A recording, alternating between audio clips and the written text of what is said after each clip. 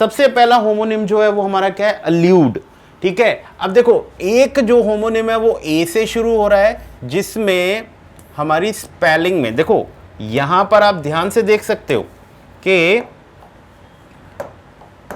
यहां पर इसकी स्पेलिंग अलग है और इसकी स्पेलिंग अलग है, लेकिन दोनों का जो प्रोनाउंसिएशन है वो सेम है। इसका भी प्रोनाउंसिएशन ल्यूड है और इसका भी प्रोनाउंसिएशन ल्यूड है। तो जो ALLUD एल्यूड होता है उस वो वर्ब की तरह यूज होता है, सेंटेंस में वर्ब की तरह यूज होता है, और इसका मतलब होता है to refer to something indirectly, यानी कि मतलब आप किसी चीज को इनडायरेक्टली रेफर कर रहे हो। यानी कि मतलब आप ये कहना चाहते हैं इससे कि अगर आप कोई बात कर रहे हो किसी के सामने, तो वो डायरेक्टली किसी को ना बता के इनडायरेक्टली बता रहे हो, ताकि सामने वाले को ये ना पता लगे कि भाई ये उस बारे में बात कर रहा है। तो एल्यूड का मतलब होता है किसी बात को इनडायरेक्टली रेफर करना। सेम इसका जो दूसरा वर्ड है प्रोनाउंसिएशन में, एल्यूड।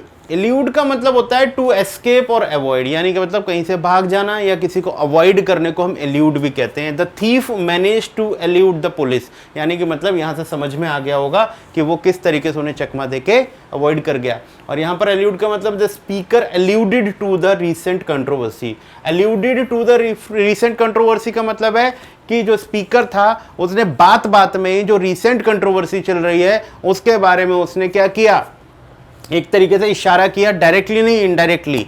ठीक है, जैसे आजकल राम मंदिर की चोरी को लेकर क्या हो रहा है, बहुत सारा विवाद चल रहा है और कुछ लोग उसको डायरेक्टली ना कह के इनडायरेक्टली बोल रहे हैं, तो वो एल्यूड कर रहे हैं